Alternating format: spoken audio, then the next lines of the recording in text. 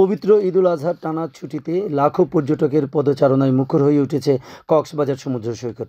গতকাল বিকেলে সৈকতের বিভিন্ন পয়েন্টে গিয়ে দেখা যায় সৈকতের ৩ কিলোমিটার এলাকা জুড়ে জড়ো হয়েছেন প্রায় ২ লাখেরও বেশি পর্যটক। তারা সাগরের নোনা জলে গোসল ও ছবি তোলার মধ্য দিয়ে সময় কাটাচ্ছেন।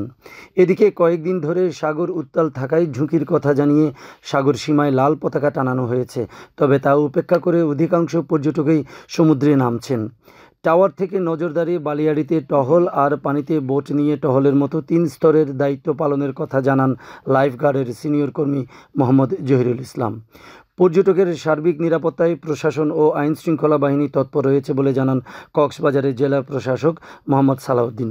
অতিরিক্ত ভাড়া আদায়ের বিষয়ে ভ্রাম্যমাণ আদালত মাঠে রয়েছে বলেও জানান তিনি।